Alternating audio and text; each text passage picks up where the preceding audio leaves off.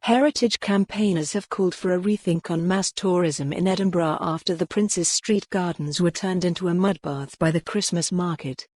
More than 2.6 million people visited the controversial market, which was at East Prince's Street Gardens for 7 weeks.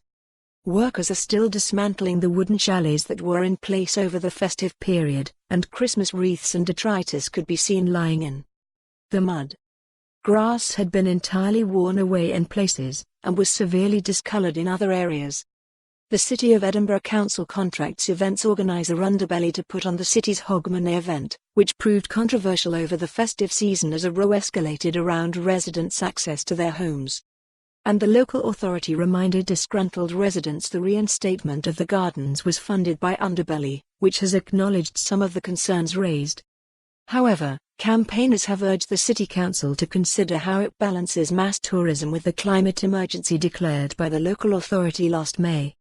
Terry Leventhal, director of the Cockburn Association, said he felt tourists were being given priority over residents.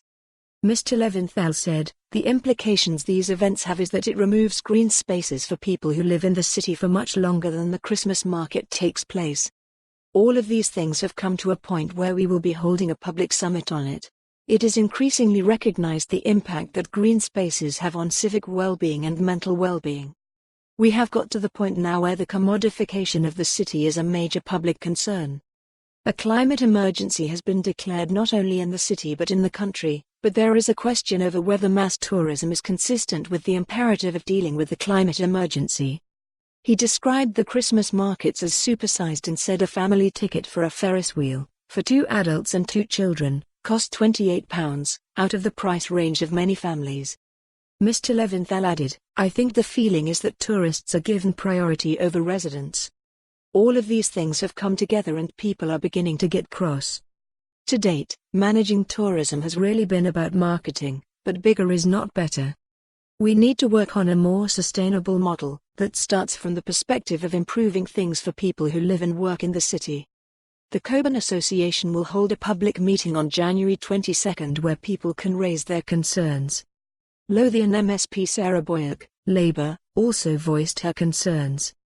She said, "Rather than tear up the city landscape for profit, we should be working to find more suitable sites to host such enormous events." The Christmas celebrations have continued to increase. For more on this story, visit the news article link.